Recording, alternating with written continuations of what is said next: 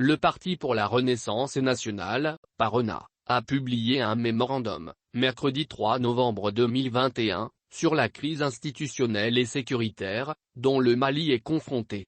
Le parti de l'ancien ministre Sibylle Dramé décèle des maux du gouvernement de transition et propose des recettes au chef de l'État.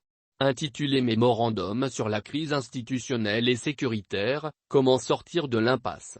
Comment préserver l'État? Ce document politique du Parti pour la Renaissance nationale, PARENA, étale en 12 points les maux du Mali. Des problèmes qui témoignent l'incapacité du gouvernement Choguel Kokala Maïga à mettre le Mali sur les rails. Dans ce mémorandum, rendu public le 3 novembre 2021, le PARENA ne met aucune eau dans son vin. Il fustige le gouvernement malien de transition, qui se trouve, selon lui, dans l'incapacité d'organiser les élections marquant la fin de la transition et dans l'impossibilité de produire un nouveau calendrier électoral. En raison du manque de volonté politique, le processus de restauration de l'ordre constitutionnel est dans l'impasse, soutient-il dans ce mémorandum. Outre le problème de la refondation, le parti de l'ex-ministre des Affaires étrangères et de la coopération internationale, Sibylle Dramé, évoque la problématique sécuritaire. Une crise d'autant plus grave à ses yeux que le pays court le risque d'un nouvel effondrement, écrit-il. La dégradation de la situation sécuritaire est devenue une grave menace pour l'existence même de l'État malien. Il rappelle à ce titre, des cas de villages assiégés, des têtes de bétail enlevées, des ponts et puits dynamités, des policiers exécutés, des exactions contre les civils, etc.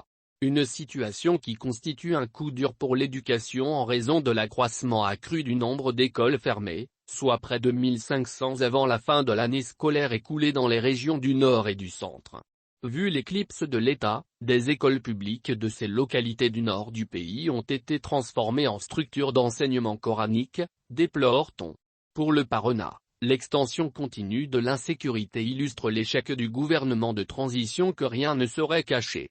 L'isolement diplomatique du pays, la situation économique, financière et sociale au seuil du supportable, en raison de l'augmentation du prix des produits de première nécessité, sont également des maux qui ne favorisent pas l'épanouissement des Maliens, selon le PARENA. L'opposant politique, devenu ministre dans le dernier gouvernement d'Ibrahim Boubacar Keïta, IBK, réglerait ses comptes avec le gouvernement actuel, au lieu de prendre la juste mesure de cette situation gravissime et de rassembler le pays autour des FAMA, pour juguler les nuages qui s'amoncellent. Le gouvernement de transition s'est engagé dans le déni, dans la fuite en avant et dans des initiatives qui divisent telles que les assises de la refondation ou l'instauration d'un climat d'intolérance et d'atteinte aux libertés démocratiques fondamentales dont le dernier épisode en date est l'incarcération de M. Issa Kaounejim.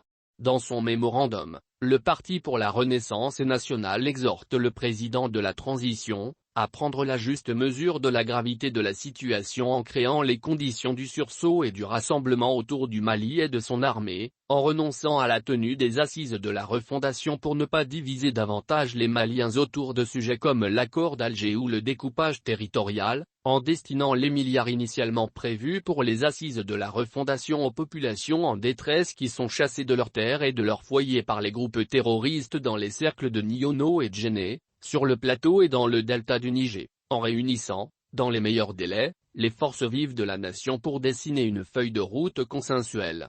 Le PARENA exhorte également le chef de l'État à renforcer les relations du pays avec la CEDEAO et à éviter tout bras de fer avec ses voisins et ses partenaires.